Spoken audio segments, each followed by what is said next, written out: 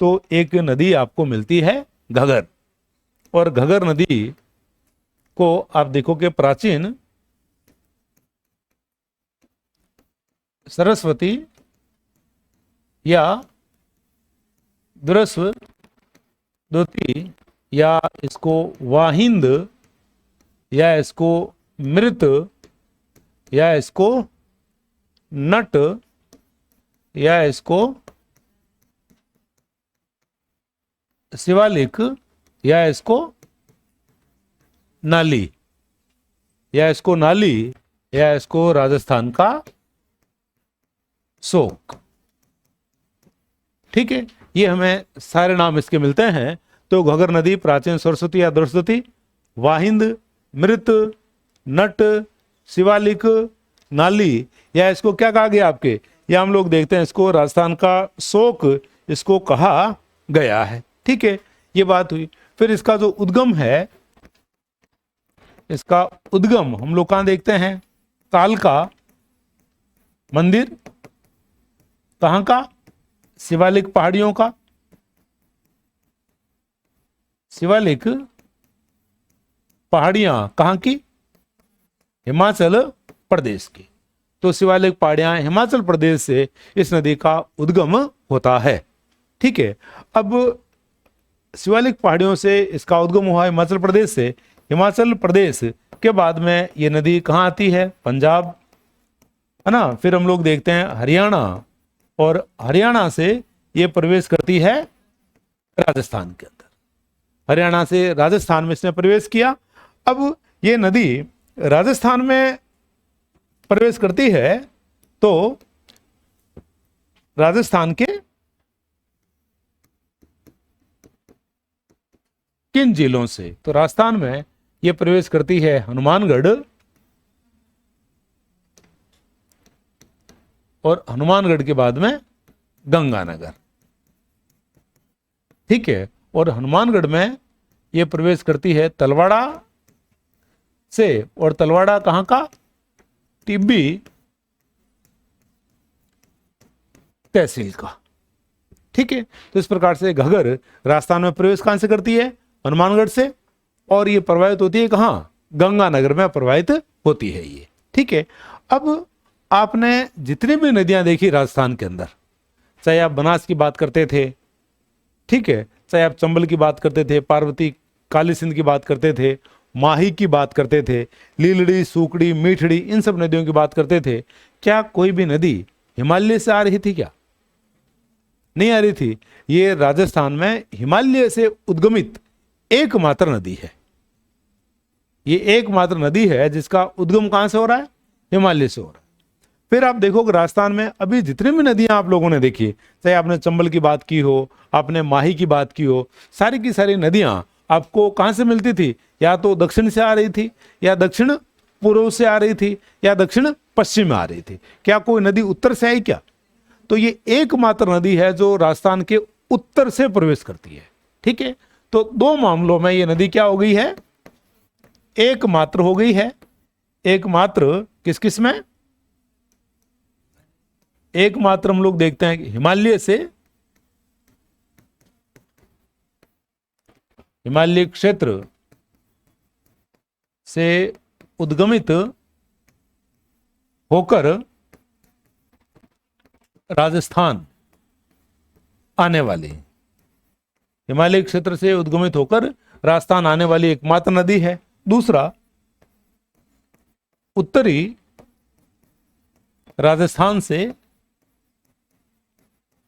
प्रवेश करने वाली भी हम लोग देखते हैं कि आपके एकमात्र नदी है।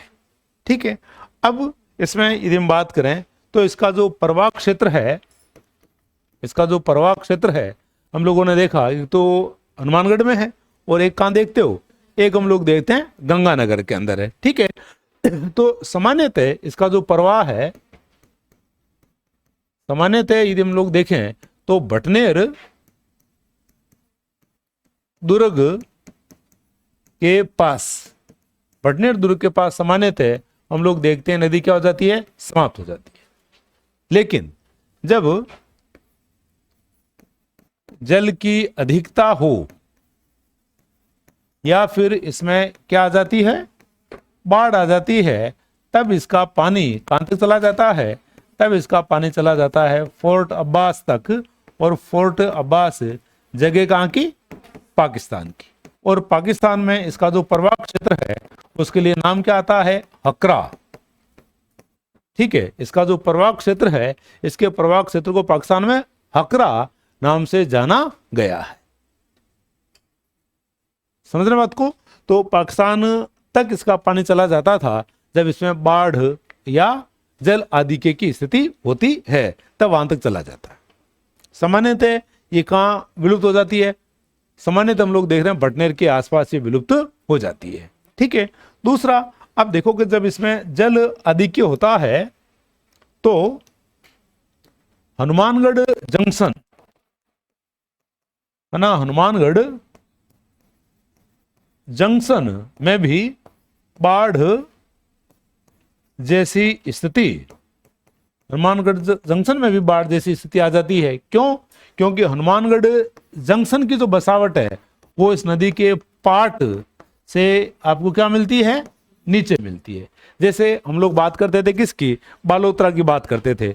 बालोतरा भी लूनी नदी के पाट से नीचे बसा हुआ है।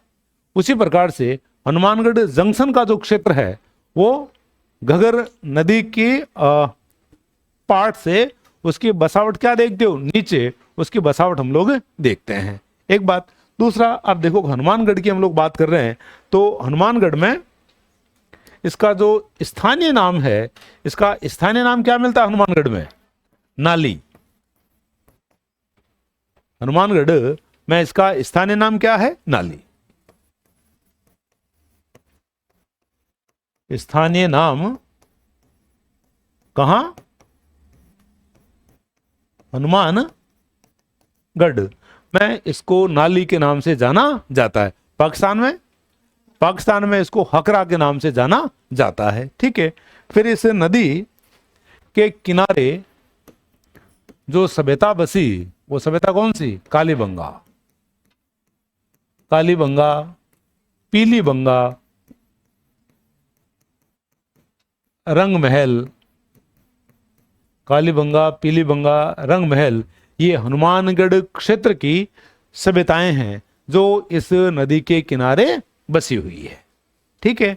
दूसरा हम देखते हैं कि इस नदी के किनारे बसे हुए जो शहर हैं वो कौन से मिलते हैं,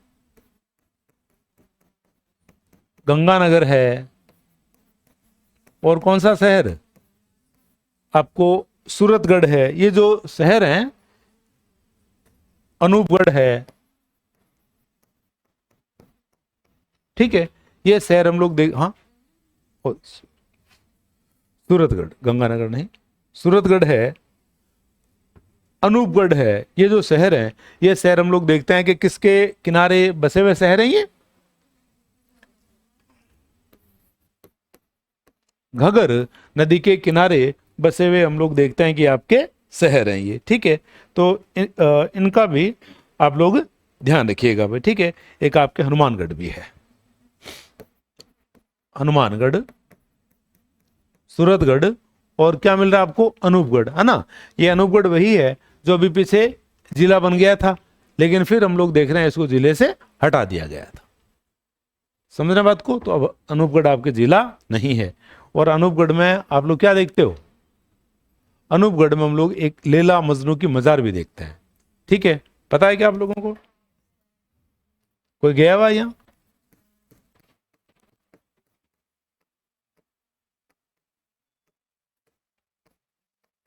किसने देखी हुई क्या मजार ये,